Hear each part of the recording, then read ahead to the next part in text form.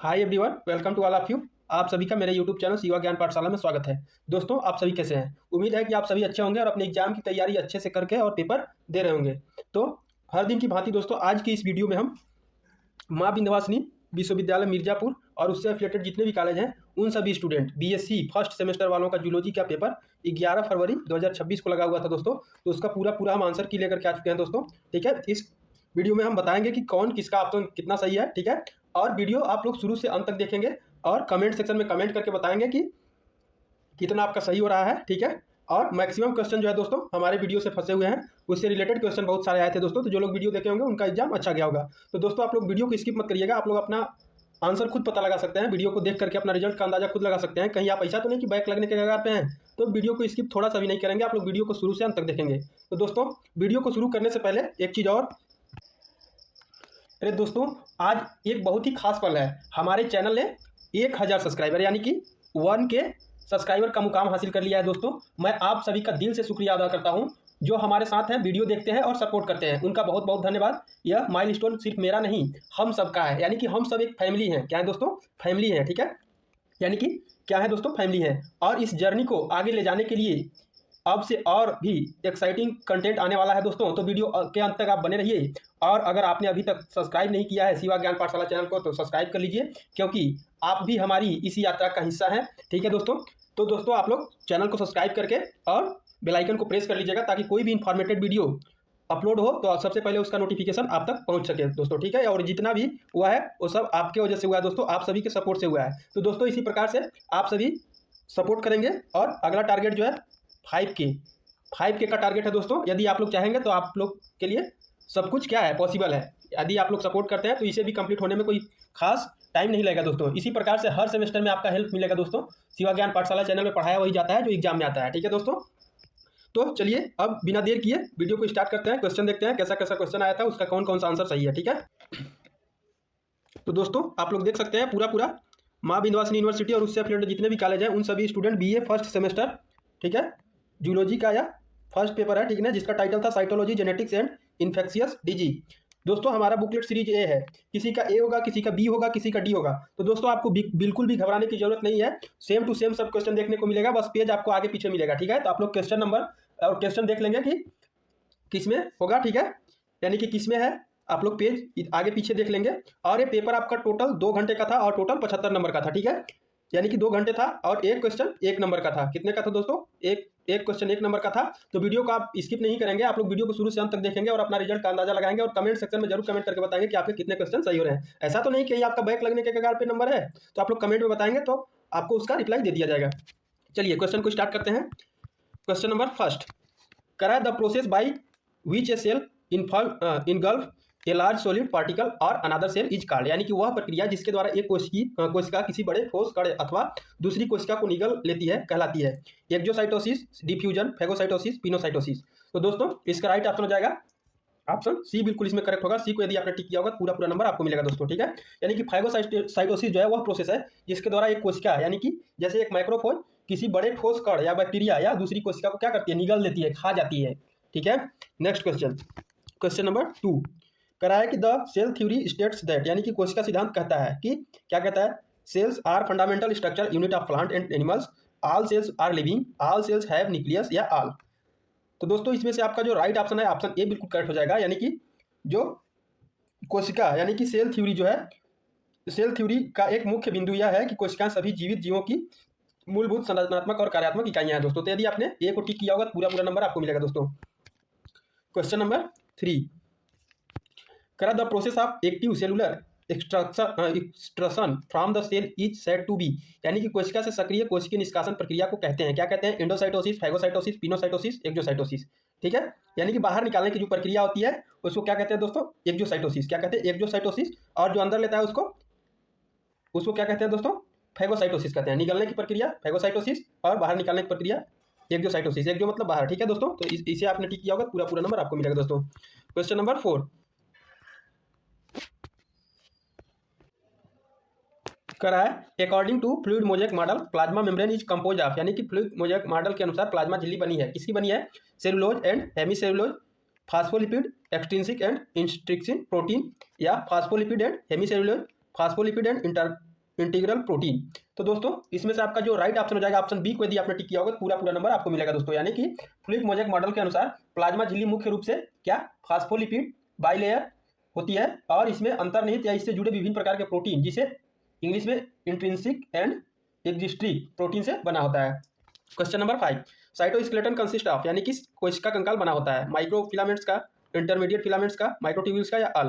तो इसमें से राइट ऑप्शन हो जाएगा दोस्तों, इसमें से आपका जो राइट ऑप्शन हो जाएगा ऑप्शन डी को यदि आपने टिक किया होगा पूरा नंबर आपको मिलेगा दोस्तों। ठीक है दोस्तों, यदि वीडियो थोड़ा सा भी हेल्पफुल लगे तो वीडियो को लाइक जरूर करिएगा, अपने दोस्तों के साथ शेयर करिएगा और अभी तक आपने चैनल को सब्सक्राइब नहीं किया तो कृपया करके सब्सक्राइब कर लीजिएगा। ठीक है नेक्स्ट क्वेश्चन नंबर 6, करा the cell interact with other cell by, यानी कि कोशिकाएं अन्य कोशिकाएं के साथ के द्वारा परस्पर क्रिया करती हैं। किसके द्वारा? सेल एडहेशन के द्वारा, सेल डिटेक्टर्स के द्वारा, सेल ट्यूब्यूल्स के द्वारा या सेल जंक्शंस के द्वारा। तो इसमें से राइट ऑप्शन हो जाएगा ऑप्शन डी को यदि आपने टिक किया होगा तो पूरा नंबर आपके खाते में जाता हुआ दिखेगा दोस्तों। ठीक है यानी कि सेल जंक्शन जो होता है मल्टी सेलुलर ऑर्गेनिज्म में आसपास की कोशिकाओं के बीच भौतिक या एडहेशन स्थापित करने वाली संरचना है। एक कोशिका संचार और उत्तक अखंडता के लिए महत्वपूर्ण है दोस्तों। ठीक है क्वेश्चन नंबर 7, कह रहा है कि signal sequences in A nascent protein is required for, यानी कि नवगठित प्रोटीन में सिग्नल अनुक्रम के लिए आवश्यक होता है। किसके लिए आवश्यक होता है? प्रोटीन टारगेटिंग एंड सॉर्टिंग के लिए, प्रोटीन सिंथेसिस के लिए, प्रोटीन डिग्रेडेशन के लिए, प्रोटीन फोल्डिंग के लिए। तो इसमें आपका राइट ऑप्शन हो जाएगा दोस्तों option A, protein targeting and sorting. ठीक है इसे आपने टिक किया होगा पूरा नंबर आपको मिलेगा दोस्तों। नेक्स्ट क्वेश्चन नंबर 8, कह रहा है which ratio shows complementary gene interaction, यानी कि कौन सा अनुपात पूरक जीन अंतःक्रिया को दर्शाता है? 9:7, 1:5:1, 1:2:1, 9:3:3:1। तो दोस्तों इसमें से आपका जो राइट ऑप्शन हो जाएगा ऑप्शन ए बिल्कुल करेक्ट होगा। ये को यदि आपने टिक किया होगा पूरा नंबर आपको मिलेगा दोस्तों। ठीक है यानी कि पूरक जीन अंतःक्रिया में 2 या 2 से अधिक क्या होता है गैर युग्म विकल्पी जीन एक ही लक्षण को नियंत्रित करते हैं और प्रभावी एलील की उपस्थिति आवश्यक होती है। ठीक है दोस्तों नेक्स्ट क्वेश्चन नंबर 9, यहाँ पे क्वेश्चन को थोड़ा सा फास्ट कराया जाएगा दोस्तों क्योंकि केवल आपको क्या करना है नंबर पता करना है कितना आपके क्वेश्चन सही हो रहे हैं। Human karyotic is divided into groups, यानी कि मानव कैरियोटाइप को कितने भागों में विभाजित किया गया है? 7, 8, 9 या 10। इसका राइट ऑप्शन हो जाएगा ऑप्शन ए। ठीक है यानी कि 7 पार्ट में इसको डिवाइड किया गया है। ठीक है नेक्स्ट क्वेश्चन नंबर 10, करा है कि in human karyotype the X chromosome belong to group, यानी कि मानव कैरियोटाइप में एक्स गुणसूत्र समूह से संबंधित है, डी से, ए से, सी से या बी से। तो इसका राइट ऑप्शन हो जाएगा दोस्तों ऑप्शन सी। यदि आपने सी को टिक किया होगा पूरा नंबर आपको मिलेगा दोस्तों। ठीक है यानी कि मानव कैरियोटाइप में एक्स गुणसूत्र सी समूह से संबंधित है जिसमें मध्यम आकार के सब मेटासेंट्रिक गुणसूत्र शामिल हैं। ठीक है question number 11, which karyotype represents a female with Turner syndrome. ठीक है कौन सा कैरियोटाइप टर्नर सिंड्रोम से पीड़ित महिला को दर्शाता है? दोस्तों एक क्वेश्चन मेरे वीडियो से डायरेक्ट आया है। ठीक है कराया है 47XXX या 47XXY या 45X और 45XO या 46XX। तो इसका राइट ऑप्शन हो जाएगा दोस्तों ऑप्शन सी। ठीक है यानी कि टर्नर सिंड्रोम जो है एक आनुवंशिक स्थिति है जो महिलाओं को प्रभावित करती है जिसमें केवल एक एक्स गुणसूत्र होता है जिसे कैरियोटाइप 45X या 45XO, यानी कि XO नहीं है, 0 है, यानी कि एक एक्स जो होता है एब्सेंट हो जाता है। क्या हो जाता है दोस्तों? एक जो एक्स होता है वो एब्सेंट हो जाता है, 0 हो जाता है। तो यदि आपने सी को टिक किया होगा पूरा नंबर आपको देखने को मिलेगा दोस्तों। ठीक है क्वेश्चन नंबर 12, करा which is an example of N autosomal trisomy. Trisomy से भी रिलेटेड क्वेश्चन बहुत सारा कराया गया था दोस्तों, जो लोग वीडियो देखे होंगे। अब ये जरूरी नहीं है कि सेम टू सेम क्वेश्चन आ जाए। ठीक है तो वीडियो जो देखा होगा वो अच्छा ही पेपर करके गया होगा क्योंकि रिलेटेड बहुत क्वेश्चन सारे आए हैं। ठीक है कह रहा निम्न में से कौन एक ऑटोसोमल ट्राइसोमी का उदाहरण है? Turner syndrome, down syndrome, Klinefelter syndrome, none of the above. दोस्तों ये जो है सिंड्रोम से रिलेटेड भी क्वेश्चन बहुत सारा कराया गया था। ठीक है तो दोस्तों इसमें आपका बिल्कुल करेक्ट ऑप्शन हो जाएगा ऑप्शन बी, डाउन सिंड्रोम। क्या होगा दोस्तों? डाउन सिंड्रोम ऑटोसोमल ट्राइसोमी का एक उदाहरण है जिसमें गुणसूत्र 21 की एक अतिरिक्त कॉपी बन जाती है या कॉपी होती है। टर्नर सिंड्रोम XO और क्लाइनफेल्टर सिंड्रोम जो होता है XXY, यौन गुणसूत्र असमानता है, ऑटोसोमल नहीं। Question number 13, which simple depicts an individual which unspecified sex. ठीक है कौन सा प्रतीक एक ऐसे व्यक्ति को दर्शाता है जिसका लिंग निर्दिष्ट नहीं है? सर्कल, डायमंड, स्क्वायर या ट्राइंगल। तो इसका राइट ऑप्शन हो जाएगा दोस्तों ऑप्शन बी यानी कि डायमंड। यानी कि पेडिग्री एनालिसिस में क्या दोस्तों? पेडिग्री एनालिसिस में क्या होता है कि एक वृत्त महिला को दर्शाता है, एक पुरुष वर्ग, एक पुरुष वर्ग को दर्शाता है, और एक हीरा उस व्यक्ति को दर्शाता है जिनमें लिंग निर्दिष्ट नहीं होता है। ठीक है, तो डी को यदि आपने टिक किया होगा पूरा पूरा नंबर आपको मिलेगा। दोस्तों कमेंट सेक्शन में आप लोग जरूर बताएंगे कि आपके कितने नंबर या कितने क्वेश्चन बन रहे हैं। ठीक है, an inversion is called pericentric if, यानी कि एक इन्वर्जन पेरीसेंट्रिक कहलाता है यदि it occurs in short arm, या it occurs in long arm, या it involves telomere, it includes centromere. तो इसका राइट ऑप्शन हो जाएगा ऑप्शन डी, बिल्कुल करेक्ट होगा दोस्तों। यानी कि एक पेरीसेंट्रिक इन्वर्जन में जो क्रोमोसोम का वह खंड शामिल होता है जिसमें सेंट्रोमियर होता है, और पेरोसेंट्रिक इन्वर्जन में सेंट्रोमियर शामिल नहीं होता है दोस्तों। ठीक है, question number 15, which is a set of bacterial disease, यानी कि इनमें से कौन सा समूह जीवाणु जनित रोगों का है। इससे भी रिलेटेड क्वेश्चन बहुत सारा कराया गया दोस्तों। 8 यूनिट्स आया है, cholera, typhoid, tuberculosis, malaria, mumps, tetanus, measles, tetanus, anthrax, या स्मॉल पॉक्स, लेप्रोसी, या प्लेगू। तो इसमें से राइट ऑप्शन हो जाएगा ऑप्शन ए को यदि आपने टिक किया होगा पूरा पूरा नंबर आपको मिलेगा दोस्तों। ठीक है, next question, question number 16,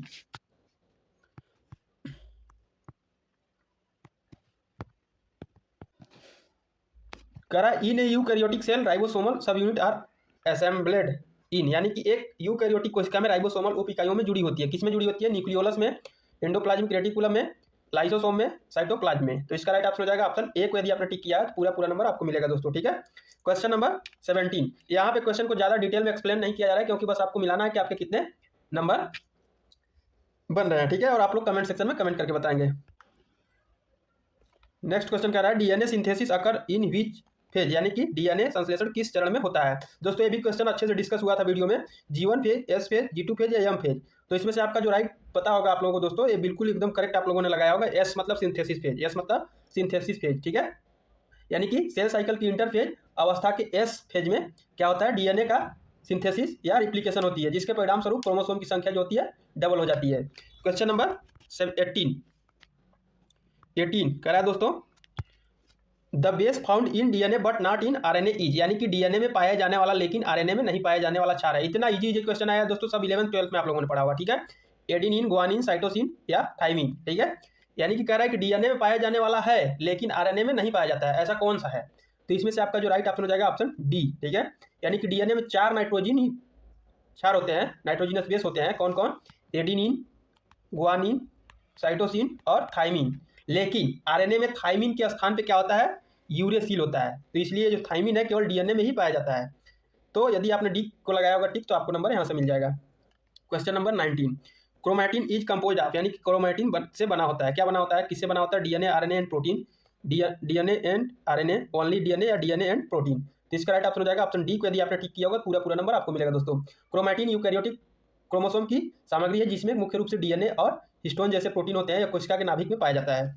question number 20,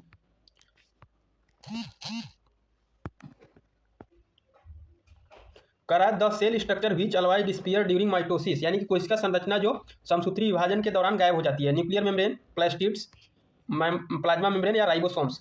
तो इसका राइट ऑप्शन हो जाएगा ऑप्शन ए, बिल्कुल करेक्ट होगा दोस्तों। ठीक है, यानी कि माइटोसिस के प्रोफेज चरण के अंत में कोशिका के भीतर कुछ संरचनाएं क्या होती है, विघटित होने लगती है। इनमें से एक महत्वपूर्ण संरचना जो है, स्ट्रक्चर जो है, न्यूक्लियर मेम्ब्रेन। ठीक है, जो मेटाफेज तक क्या होती है, पूरी तरीके से समाप्त हो जाती है, गायब हो जाती है, ताकि क्रोमोसोम स्पिंडल फाइबर से जुड़ सके। और ठीक है, तो इसलिए इसका ए बिल्कुल करेक्ट होगा।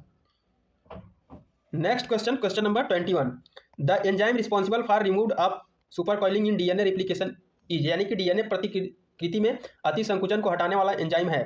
टोपो आइसोमेरेज, प्राइमेज, डीएनए पॉलीमरेज या हेलिकेज। तो दोस्तों इसमें से यदि आपने ए को बिल्कुल टिक किया होगा तो पूरा पूरा नंबर आपके खाते में जाता हुआ दिखेगा दोस्तों। यानी कि डीएनए रिप्लिकेशन के दौरान हेलिकेज एंजाइम जो होता है डीएनए के 2 स्ट्रैंड को क्या करता है, सेपरेट करने यानी अलग अलग करने का काम करता है, जिससे आगे की सुपर कॉइलिंग या अति संकुचन पैदा हो। और टोपो आइसोमेरेज वह एंजाइम है जो इस तनाव को दूर करता है और सुपर कॉइलिंग को क्या करता है, हटाने का काम करता है। ठीक है दोस्तों, अलग अलग करने का काम करता है, जिससे जो रिप्लिकेशन होता है, रिप्लिकेशन प्रोसेस अच्छे से चल सके। प्राइमेज आरएनए प्राइमर बनाता है, डीएनए पॉलीमरेज नए डीएनए स्ट्रैंड को क्या करता है, बनाता है, और हेलिकेज स्ट्रैंड को अलग करता है। ठीक है, नेक्स्ट क्वेश्चन, क्वेश्चन नंबर 22, करा what ion is required for function of cadherins, यानी कि कैडरिन के कार्य के लिए कौन से आयन की आवश्यकता होती है, Ca2 plus, Na plus, K plus या H प्लस। तो आप लोग बिल्कुल करेक्ट ही किए होंगे, ए लगाए होंगे आप लोग। ठीक है, यानी कि कैडरिन कोशिका सेल एडेशन मॉलिक्यूल का एक महत्वपूर्ण वर्ग है जो कोशिकाओं के एक दूसरे से क्या करती है, जोड़ने में मदद करता है। उनके लिए कैल्शियम आयनों की आवश्यकता होती है। किसकी आवश्यकता होती है, कैल्शियम आयनों की। ठीक है, next question, question number 23, cell series in peroxisome are, यानी कि पैराक्सीसोम से भरपूर कुछ क्या है? Brain cell, liver cell, cardiac cell या लंग सेल्स। तो इसमें से राइट ऑप्शन हो जाएगा ऑप्शन बी, लीवर सेल्स। कौन सा होगा? Liver cells. ठीक है। नेक्स्ट क्वेश्चन दोस्तों, क्वेश्चन नंबर 24 कह रहा है दोस्तों, a disease caused by a helminths worm is, यानी कि कृमि कीड़े के कारण होने वाली बीमारी है। रेबीज है, फाइलेरियासिस है, हेपेटाइटिस ए है या सिफिलिस है। तो इसमें से आपका जो राइट ऑप्शन हो जाएगा ऑप्शन बी। ये क्वेश्चन वीडियो में भी कराया हुआ है दोस्तों, फाइलेरियासिस। ठीक है, यानी कि फाइलेरियासिस हेलमिंथस के कारण होने वाली डिजीज है या फाइलेरिया कृमि द्वारा होता है। अन्य विकल्प जैसे रेबीज और हेपेटाइटिस ए वायरस के कारण होते हैं। किसके कारण होते हैं दोस्तों? वायरस के कारण। Next question, question number 25 the primary vector responsible for transmitting West African sleeping sickness. ठीक है, पश्चिमी अफ्रीकी स्लीपिंग सिकनेस के संचरण के लिए मुख्य वाहक है। क्या नाम है? Tsetse tsetse fly, sand fly, kissing bug या एनाफिलिस मॉस्किटो। तो इसमें से आपका जो बिल्कुल राइट ऑप्शन होगा ऑप्शन ए। ये भी क्वेश्चन कराया गया था दोस्तों, टसे टसे फ्लाई वाला क्वेश्चन कई ठो क्वेश्चन कराया गया था। जो लोग देखे होंगे वे अच्छी किए होंगे। ठीक है, यानी कि पश्चिमी अफ्रीकी स्लीपिंग सिकनेस जो होता है, जिसे अफ्रीकी ट्रिपेनोसोमियासिस भी कहा जाता है, मुख्य रूप से टसे टसे या सीसी भी बोलते हैं, सीसी द्वारा प्रसारित होता है, यानी कि फैलता है। ठीक है। Next question, question number 26 Giardia lamblia inhabits the human body in, यानी कि जियार्डिया लैम्बिलिया मानव के शरीर में रहता है। कहाँ पे रहता है? स्मॉल इंटेस्टाइन में, लार्ज इंटेस्टाइन में, लीवर में, ब्लड स्ट्रीम में। ये भी क्वेश्चन वीडियो में देखने को मिलेगा दोस्तों। तो ये बिल्कुल करेक्ट होगा, स्मॉल इंटेस्टाइन में। ठीक है, जियार्डिया लैम्बिलियासिस एक क्या है? पैरासाइट है जो मानव की स्मॉल इंटेस्टाइन में रहता है और जियार्डियासिस डिजीज का कारण बनता है। क्वेश्चन नंबर 27, क्वेश्चन नंबर 27 करा कि Widal test is use to detect the bacterial infection of. ठीक है, यानी कि विडाल परीक्षण का उपयोग निम्न जीवाणु संक्रमण का पता लगाने के लिए किया जाता है। तो सब लोग बिल्कुल करेक्ट किए होंगे। तो कोलेरा के लिए, डिप्थीरिया के लिए, टाइफाइड के लिए, लेप्रोसी के लिए। तो इसमें राइट ऑप्शन हो जाएगा ऑप्शन सी को। यदि आपने टिक किया होगा पूरा नंबर आपको मिलेगा। ठीक है, यानी कि विडाल टेस्ट का यूज जो होता है टाइफाइड, यानी कि जब आपको बुखार लगता है तो चेक कराने जाते हैं ना, तो वहाँ पर विडाल टेस्ट होता है। तो विडाल टेस्ट बुखार का पता लगाने के लिए किया जाता है, जो साल्मोनेला टाइफाई बैक्टीरिया के कारण होता है। यह एक सीरोलॉजिकल टेस्ट है जो रोगी के सीरम में ओ और एच एंटीजन के विरुद्ध एंटीबॉडी की उपस्थिति का पता लगाता है। क्वेश्चन नंबर 28 कह रहा the common round worm infection in human is, यानी कि मनुष्यों का सामान्य गोल कृमि संक्रमण है। एस्केरिस, ट्विनिया, फोसियोला या इंट्रेबियस। तो इसमें से राइट ऑप्शन हो जाएगा ऑप्शन ये बिल्कुल करेक्ट होगा दोस्तों, एस्केरिस। यानी कि मनुष्यों में सबसे क्या होता है? आम गोल कृमि संक्रमण जो है एस्केरिस लेम्ब्रियोकोइड्स के कारण होता है, जिसे एस्केरियासिस रोग होता है। यह संक्रमण दूषित भोजन या पानी के माध्यम से भी हो सकता है। क्वेश्चन नंबर 29 कह रहा है which of the following viruses cause swine flu. ठीक है, यानी कि निम्नलिखित में से कौन सा वायरस स्विन फ्लू के का कारण बनता है? SNH1 वायरस, X1Z1 वायरस या N1M1 वायरस या H1N1 वायरस। तो इसमें से आपका जो राइट ऑप्शन हो जाएगा ऑप्शन डी बिल्कुल करेक्ट होगा दोस्तों। H1N1 वायरस जो है क्या करता है? स्वाइन फ्लू इन्फ्लुएंजा ए वायरस के कारण स्ट्रेन के कारण होता है। किसके स्ट्रेन? HN और N1 के स्ट्रेन के कारण होता है। यह अत्यधिक संक्रामक क्या है? रेस्पिरेशन डिजीज है। ठीक है, श्वसन रोग है जो सुअरों से मनुष्यों में फैलता है। किसके माध्यम से? सुअर के माध्यम से। और मानव संचरण भी संभव है। ठीक है। क्वेश्चन नंबर 30 करा athletes foot and ring worms disease, यानी कि एथलीट फुट और दांत जैसी बीमारियां किसके कारण होती है? प्रोटोजोआ के कारण, फंजाई के कारण, बैक्टीरिया के कारण या वायरस के कारण। तो ये सब जो बीमारियां है वो फंजाई के कारण होती है, फंजाई के कारण। ठीक है, तो इसे आप लोगों ने टिक किया होगा, पूरा नंबर आपको मिलेगा दोस्तों। क्वेश्चन नंबर 31 बहुत ही कॉमन क्वेश्चन आया दोस्तों, जो कि हर बार एग्जाम में पूछा जाता है। ठीक है, cell theory was proposed by, यानी कि कोशिका सिद्धांत का प्रस्ताव दिया गया था। किसके द्वारा दिया गया था? फ्लेमिंग के द्वारा, ड्यूजार्डिन के द्वारा, स्लाइडेन एंड स्वान के द्वारा, वाल्डेयर के द्वारा। तो दोस्तों जो लोग क्लास किए होंगे तो बहुत ही अच्छे से किए होंगे। इसका सी बिल्कुल करेक्ट ऑप्शन हो जाएगा, स्लाइडेन और स्वान। सेल थ्योरी का जो प्रस्ताव था वो स्लाइडेन और थियोडोर स्वान ने दिया था। स्लाइडेन ने पौधों में और स्वान ने जंतुओं में कोशिका का जो उपस्थिति का अध्ययन किया और निष्कर्ष निकाला कि सभी जीव कोशिकाओं से मिलकर के बना होता है। ठीक है। Question number 32 in prokaryotic cell DNA is, यानी कि प्रोकैरियोटिक सेल में कोशिका में डीएनए क्या होता है? Enclosed by nuclear membrane, lacking altogether या not the genetic material, without a nuclear membrane. तो इसका राइट ऑप्शन हो जाएगा option D, without a nuclear membrane. ठीक है, प्रोकैरियोटिक सेल में एक क्या होता है? परिभाषित नाभिक की झिल्ली, जिसको न्यूक्लियर मेम्ब्रेन नहीं होती है। ठीक है, उनका डीएनए यानी कि आनुवंशिक पदार्थ साइटोप्लाज्म में स्वतंत्र रूप से फैला होता है, जिसे क्या कहते हैं? न्यूक्लियोइड रीजन कहा जाता है। क्या कहा जाता है? न्यूक्लियोइड क्षेत्र कहा जाता है। क्वेश्चन नंबर 33 कह रहा है कि which of the following is are prokaryotes, यानी कि निम्नलिखित में से कौन प्रोकैरियोट है? Virus, protozoans, fungi, bacteria. तो दोस्तों इसका राइट ऑप्शन हो जाएगा ऑप्शन डी, यानी कि बैक्टीरिया। बैक्टीरिया जो है क्या है, प्रोकैरियोटिक जीव है, प्रोकैरियोटिक ऑर्गेनिज्म है, जिसका अर्थ है कि उनकी कोशिकाओं में झिल्ली बदनाभिक या अन्य ऑर्गेनेल्स जो होता है नहीं होते हैं, ठीक है। वायरसेस के पास क्या होता है, लिविंग सेल्स नहीं होती है, जबकि प्रोटोजोन्स और फंजाई के जो है यूकैरियोटिक जीव हैं। क्वेश्चन नंबर 34 कह रहा है न्यूक्लियस वाज डिस्कवर्ड बाय, केंद्रक खोजा गया था प्लेडे के द्वारा, रॉबर्ट हुक के द्वारा, मॉर्गन के द्वारा या रॉबर्ट ब्राउन के द्वारा। तो ये किसके द्वारा खोजा गया था, रॉबर्ट ब्राउन के द्वारा न्यूक्लियस का खोज किया गया था, ठीक है। यानी कि न्यूक्लियस की खोज क्या है, बॉटनिस्ट रॉबर्ट ब्राउन ने कब किया था, तो कब किया था दोस्तों, 1831 में उन्होंने आर्किड की सेल की पहचान की थी, आर्किड की सेल में न्यूक्लियस की आइडेंटिफाई किया था, ठीक है। क्वेश्चन नंबर 35 कह रहा है दोस्तों the part of mitochondria with almost 70 to 75% protein content is, यानी कि माइटोकॉन्ड्रिया का वह भाग जिसमें लगभग 70 से 75% प्रोटीन बनता है, वह है क्या है, इंटर मेम्ब्रेन स्पेस है, मैट्रिक्स है, इनर मेम्ब्रेन है, आउटर मेम्ब्रेन है। तो इसका जो राइट ऑप्शन हो जाएगा ऑप्शन सी, यानी कि यह क्या है, इनर मेम्ब्रेन है, ठीक है दोस्तों। Next question, question number 36 microtubules are formed of the protein, यानी कि माइक्रोट्यूब्यूल किससे बने होते हैं, प्रोटीन से बने होते हैं। कौन से प्रोटीन, ट्यूबुलिन, एक्टिन, केराटिन या मायोसिन। तो ये जो है ट्यूबुलिन से बना होता है, किससे, ट्यूबुलिन। माइक्रोट्यूब्यूल ट्यूबुलिन नामक सर्कुलर प्रोटीन के सब यूनिट के पॉलीमराइजेशन से बनते हैं, ठीक है। यह कोशिका कंकाल यानी कि जिसको साइटोस्केलेटन का एक महत्वपूर्ण कंपोनेंट होता है। Question number 37 oxidative photo phosphorylation takes place in, यानी कि ऑक्सीडेटिव फास्फोरिलेशन में होता है, क्या होता है, न्यूक्लियस होता है, न्यूक्लियस में होता है या राइबोसोम में, लाइसोसोम में या माइटोकॉन्ड्रिया में। तो इसका राइट ऑप्शन हो जाएगा ऑप्शन डी, माइटोकॉन्ड्रिया, ठीक है। ऑक्सीडेटिव फास्फोरिलेशन सेलुलर श्वसन की अंतिम अवस्था है जहां एटीपी का क्या होता है, फॉर्मेशन होता है। यह प्रोसेस यूकैरियोट में माइटोकॉन्ड्रिया की इनर मेम्ब्रेन में कंप्लीट होती है। Question number 38 the association and dissociation of ribosomal sub unit depends on, यानी कि राइबोसोम के सब यूनिट का जुड़ाव एवं वियोजन निर्भर करता है Mn plus Mg plus plus Cl minus Ca plus plus. तो इसमें से राइट ऑप्शन हो जाएगा दोस्तों ऑप्शन बी को यदि आपने टिक किया होगा पूरा पूरा नंबर आपको मिलेगा दोस्तों, ठीक है। नेक्स्ट क्वेश्चन, क्वेश्चन नंबर 39 कह रहा है which cell organelle in is involved in detoxification of drugs, कौन सी कोशिका अंगक दवा के विषहरण से संबंधित है, ठीक है। Endoplasmic reticulum, ribosome, Golgi body या लाइसोसोम। तो इसमें राइट ऑप्शन हो जाएगा ऑप्शन ए को यदि आपने टिक किया होगा पूरा पूरा नंबर आपको मिलेगा, यानी कि जो एंडोप्लाज्मिक रेटिकुलम इसमें भी कौन सा, रफ वाला कि स्मूथ वाला, तो स्मूथ वाला, ठीक है। यानी कि स्मूथ एंडोप्लाज्मिक रेटिकुलम जो होता है कशेरुकियों के यकृत कोशिकाओं में दवाओं और विषाक्त पदार्थों के विष हरण में महत्वपूर्ण भूमिका निभाती है, ठीक है, यानी कि विष को हरने में मदद करती है। क्वेश्चन नंबर 40 कह during mitotic dead cell division, समसूत्री विभाजन के दौरान क्या होता है, chromosome number become half, chromosomes number remain same, chromosomes number becomes double या नॉन ऑफ दीज। तो दोस्तों इसका राइट ऑप्शन हो जाएगा option B, chromosome number becomes double, ठीक है। कौन सा होगा, तो बी होगा, सॉरी बी होगा, क्रोमोसोम नंबर रिमेन सेम, ठीक है। यानी कि गुणसूत्र संख्या जो होती है, माइटोसिस एक प्रकार का क्या है, सेल डिवीजन है जिसमें गुणसूत्रों की संख्या जनक कोशिका के समान रहती है, यह ग्रोथ और मरम्मत के लिए होता है, ठीक है। नेक्स्ट क्वेश्चन, क्वेश्चन नंबर 41 कह रहा है कि ribosomes are chemically composed of, यानी कि राइबोसोम रासायनिक रूप से किसके बने होते हैं, डीएनए एंड प्रोटीन के, टीआरएनए एंड प्रोटीन के, एमआरएनए एंड प्रोटीन के, आरएनए एंड प्रोटीन के। तो इसका राइट ऑप्शन हो जाएगा ऑप्शन इसका कौन सा करेक्ट हो जाएगा दोस्तों, ऑप्शन डी को यदि आपने टिक किया पूरा पूरा नंबर आपको मिलेगा दोस्तों, ठीक है। यानी कि राइबोसोम मेन जो होता है मुख्य रूप से राइबोसोमल आरएनए और प्रोटीन से बने होते हैं। क्वेश्चन नंबर 42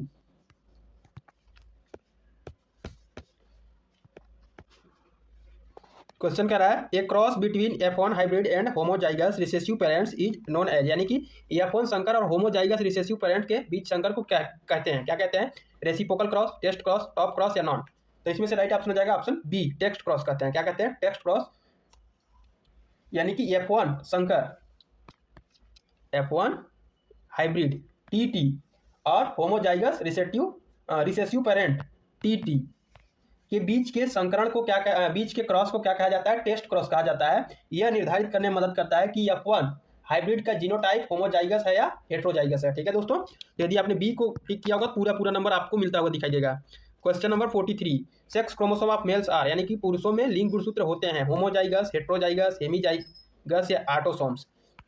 तो इसमें से आपका जो राइट ऑप्शन हो जाएगा ऑप्शन बी, यानी कि हेट्रोजाइगस। यदि आपने इसे टिक किया होगा तो बिल्कुल करेक्ट होगा, ठीक है। हमने बताया था दोस्तों हेट्रोजाइगस होता है यानी कि पुरुषों के लिंग गुणसूत्र जो होते हैं XY होते हैं, क्या होते हैं, XY होते हैं, जो एक दूसरे से अलग होते हैं, इसलिए इसे क्या कहा जाता है, हेट्रोजाइगस कहा जाता है। महिलाओं में जो होता है होमोजाइगस होता है, यानी कि सेम होता है, एक्स एक्स होता है, ठीक है। क्वेश्चन नंबर 44, कह different from of a gene are called, gene के वैकल्पिक रूपों को कहा जाता है allele, complementary gene, supplementary gene या कॉन्ट्रास्टिंग जीन्स। तो इसमें से राइट ऑप्शन हो जाएगा ऑप्शन ए, एलील कहा जाता है, ठीक है। नेक्स्ट क्वेश्चन, क्वेश्चन नंबर 45, कह है हेलेंड्रिक जीन्स आर लोकेटेड, यानी कि हेलेंड्रिक जीन उपस्थित होते हैं बहुत ही X and Y chromosome, only in Y chromosome, only in X chromosome, only in autosomes. तो इसका राइट ऑप्शन हो जाएगा ऑप्शन बी को। यदि आपने टिक किया होगा पूरा पूरा नंबर आपको मिलेगा दोस्तों, ठीक है।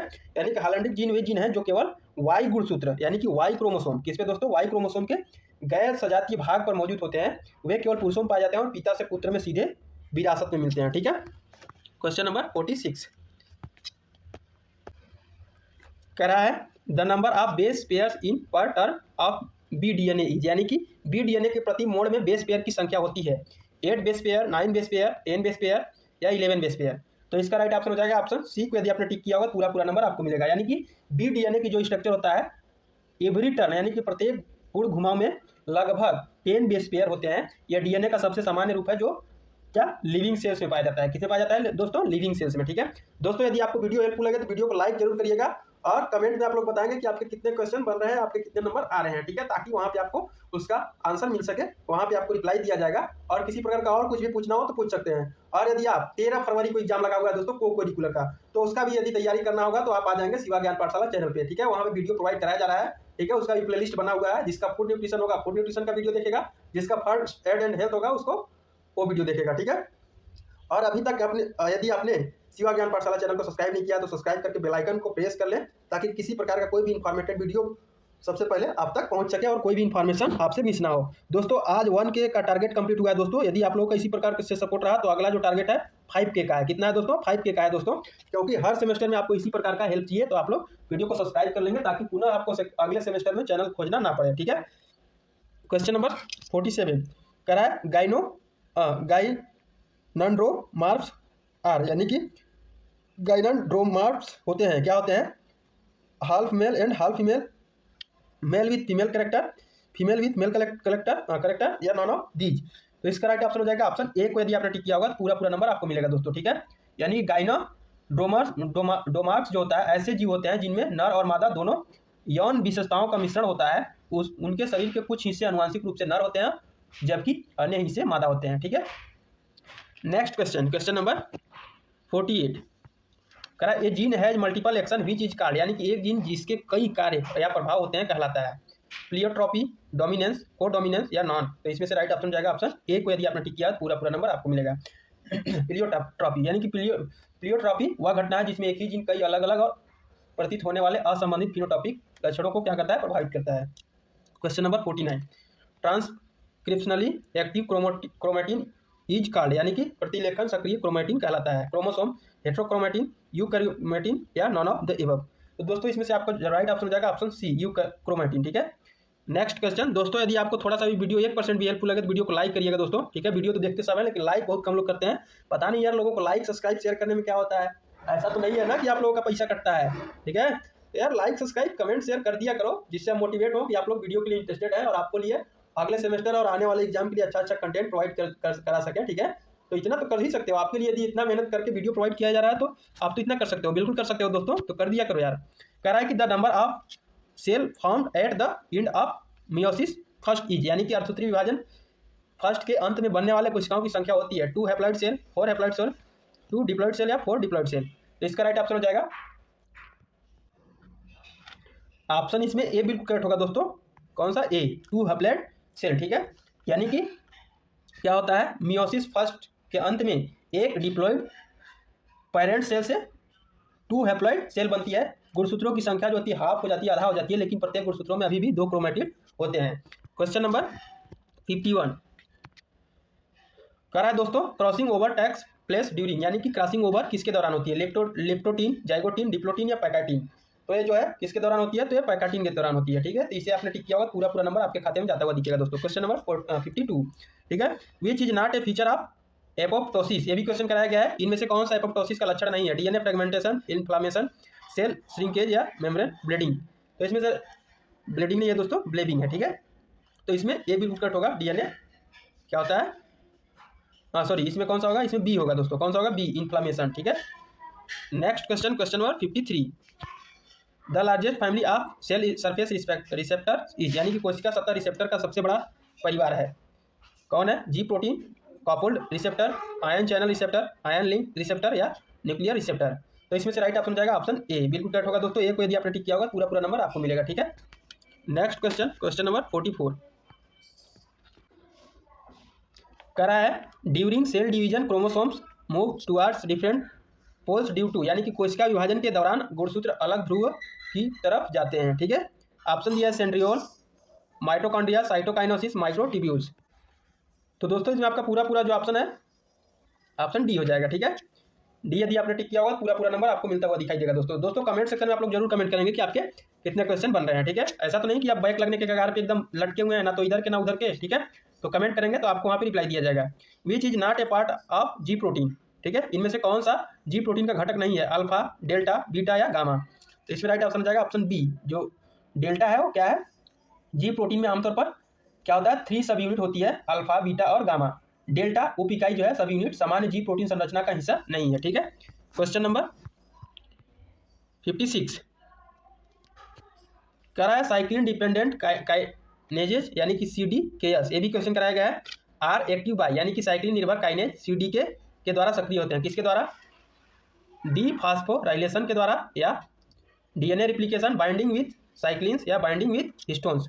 तो इसका राइट ऑप्शन हो जाएगा ऑप्शन सी को यदि आपने टिक किया होगा पूरा पूरा नंबर आपको यहाँ से मिल जाएगा दोस्तों। ठीक है, सी को यदि आपने टिक किया होगा पूरा पूरा नंबर आपको मिलेगा। ठीक है, यानी कि साइक्लिन निर्भर काइनेसेस, जिसको CDKS एंजाइम है जो सेल डिवीजन को विनियमित करते हैं, वे केवल साइक्लिन नामक प्रोटीन के साथ जुड़ने पर ही एक्टिव होते हैं। ठीक है, क्वेश्चन नंबर 57 इन इनकम्प्लीट डोमिनेंस, अपूर्ण प्रभाविता में क्या होता है, the genotypic ratio is 3:1, F1 generation resembles dominant parents या F2 generation resembles dominant parents या द जेनोटाइपिक एंड फिनोटाइपिक। तो इसमें से राइट ऑप्शन हो जाएगा ऑप्शन डी को यदि आपने टिक किया होगा पूरा पूरा नंबर आपको मिलेगा दोस्तों। ठीक है, यानी कि इनकम्प्लीट डोमिनेंस में F1 जनरेशन में एक इंटरमीडिएट लक्षण दिखाई देता है और F2 में जीनोटाइप जो रेशियो होता है 1:2:1 और फिनोटाइप रेशियो भी क्या होता है 1:2:1 होता है, यानी कि समान होता है। ठीक है, क्वेश्चन नंबर 58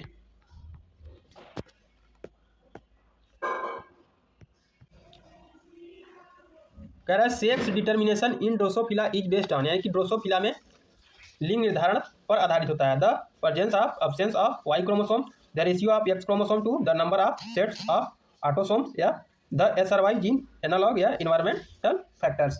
ठीक है दोस्तों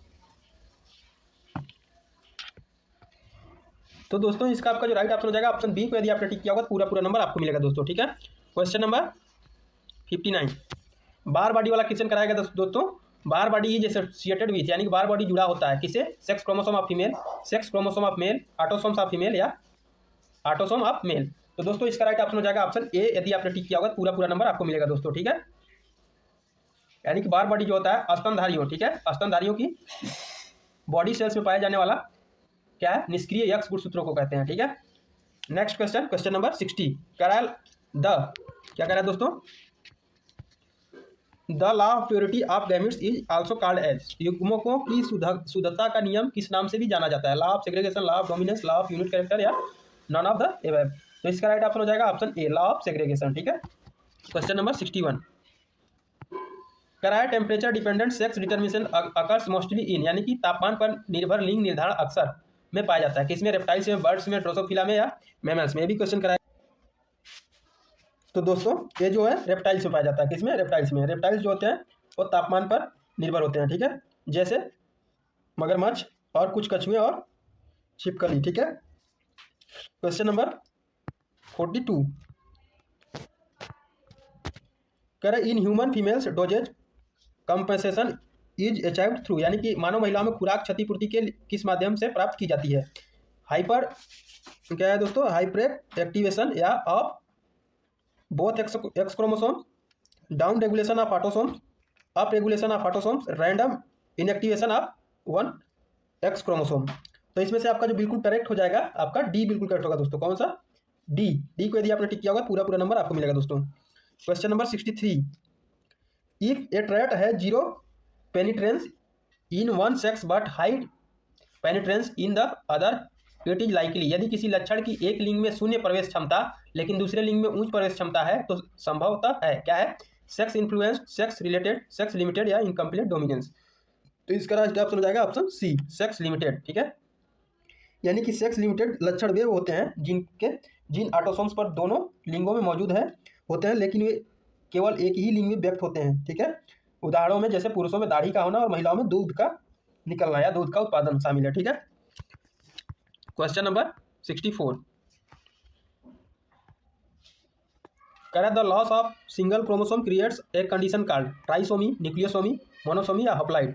तो इसमें से राइट ऑप्शन हो जाएगा ऑप्शन सी को यदि आपने टिक किया पूरा नंबर आपको मिलेगा दोस्तों। क्वेश्चन नंबर 65, कह the phenomena in which one gene suppresses the other gene is called. ठीक है, epistasis, complementary gene, supplementary gene या लिथल जीन। तो इसका राइट ऑप्शन हो जाएगा ऑप्शन सी, बिल्कुल करेक्ट होगा दोस्तों। सॉरी हाँ, ए होगा इसमें, एपिस्टेसिस। ठीक है, question number 66, haemophilia is man is due to, यानी कि मनुष्य में हीमोफीलिया का कारण है sex influence inheritance, sex unlike inheritance, sex influence disjunction या प्राइमरी नॉन डिसजंक्शन। तो इसका राइट ऑप्शन हो जाएगा ऑप्शन बी, बिल्कुल करेक्ट होगा दोस्तों। डी को यदि आपने टिक किया तो पूरा नंबर आपके खाते में। Question number 67, endomembrane system of a cell consist of, यानी कि कोशिका का अंतःझिल्ली तंत्र बना होता है एंडोप्लाज्मिक रेटिकुलम का, गोल्जी अपरेटस का, लाइसोसोम का, ऑल ऑफ द एबव का। तो इसका राइट ऑप्शन हो जाएगा option D, all of the above. ठीक है, नेक्स्ट क्वेश्चन, क्वेश्चन नंबर 68,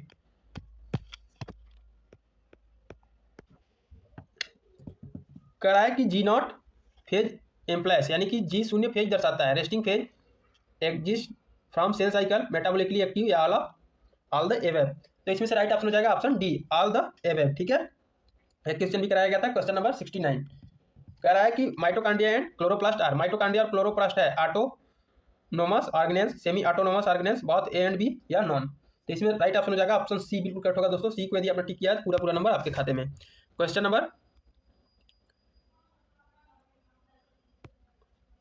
एक मिनट दोस्तों, इसमें आपका जो है सी नहीं होगा, इसमें बी होगा दोस्तों। कौन सा होगा, बी होगा।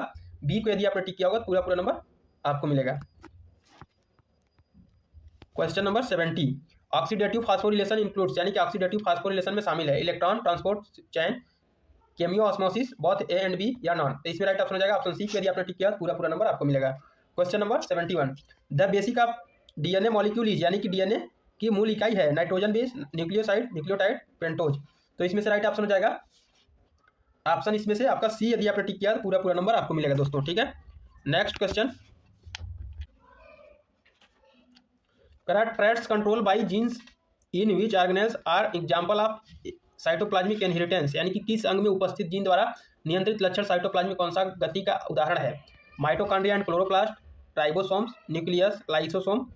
तो इसमें से आपका जो राइट ऑप्शन हो जाएगा ऑप्शन ए को यदि आपने टिक किया तो पूरा नंबर आपको यहाँ से देखने को मिलेगा दोस्तों। ठीक है, क्वेश्चन नंबर 73, कह रहा है कि व्हाट इज एपिस्टेसिस, यानी कि एपिस्टेसिस क्या है, masking, gene effect, type of linkage, group of genes या ऑल ऑफ द एबव। तो इसमें से राइट ऑप्शन हो जाएगा दोस्तों ऑप्शन ए, बिल्कुल करेक्ट होगा। कौन सा होगा दोस्तों, ए। ठीक है, नेक्स्ट क्वेश्चन, क्वेश्चन नंबर 74, कह रहा दोस्तों skin colour inheritance in man is, यानी कि मनुष्य में त्वचा का रंग विरासत में मिलता है सेक्स लिंक्ड में, पॉलीजेनिक में, मोनोजेनिक में, एपिस्टेसिस में। तो इसका राइट ऑप्शन हो जाएगा ऑप्शन बी, पॉलीजेनिक में। ठीक है, नेक्स्ट क्वेश्चन, क्वेश्चन नंबर 75 और इस क्वेश्चन पेपर का last question, the best example of multiple alleles in human is, यानी कि मनुष्य में बहु एलेलिज का सबसे अच्छा उदाहरण है skin colour, colour blindness, head height. ठीक है, तो इसमें से राइट ऑप्शन हो जाएगा ऑप्शन डी, बिल्कुल करेक्ट होगा दोस्तों, एबीयू ब्लड ग्रुप सिस्टम। ठीक है दोस्तों, ये रहा आपका बीएससी फर्स्ट सेमेस्टर जूलॉजी का पूरा आंसर की, जो कि माँ विंध्यवासिनी यूनिवर्सिटी और उससे एफिलेटेड जितने भी कॉलेज हैं उन सभी कॉलेज के स्टूडेंट का आज पेपर 11 फरवरी 2026 को लगा हुआ था, जो कि पूरा मैंने सॉल्व करा दिया है दोस्तों। तो आप लोग वीडियो को शुरू से अंत तक करके देख करके और अपना पेपर मिला के कि आपके कितने क्वेश्चन आ रहे हैं तो आप लोग कमेंट में बताएंगे। ठीक है, ताकि पता चल सके कि आप पास हो रहे हैं या नहीं। ठीक है, लजाना शर्माना नहीं है, कमेंट में बताना है। ठीक है, और वीडियो थोड़ा सा भी हेल्पफुल लगे तो वीडियो को लाइक करें, और अभी तक यदि शिवा ज्ञान पाठशाला चैनल को सब्सक्राइब नहीं किया है तो कृपया करके सब्सक्राइब कर लें और बेल आइकन को प्रेस कर लें, ताकि हर सेमेस्टर में आपको किसी इन्फॉर्मेटिव वीडियो से मिस ना करना पड़े और इसी प्रकार का हेल्पफुल वीडियो आपको मिलता रहे। तो दोस्तों आज 1 के का जो टारगेट है वो कंप्लीट हुआ है। तो इसी प्रकार आप लोग सपोर्ट करेंगे और अगला जो टारगेट मेरा है 5K का है। यदि आप लोग सपोर्ट करेंगे अच्छे से तो इसको कंप्लीट होने में टाइम नहीं लगेगा दोस्तों, ठीक है। तो चलिए चलते हैं, फिर मिलते हैं अगले वीडियो में अगले टॉपिक के साथ। तब तक के लिए थैंक यू।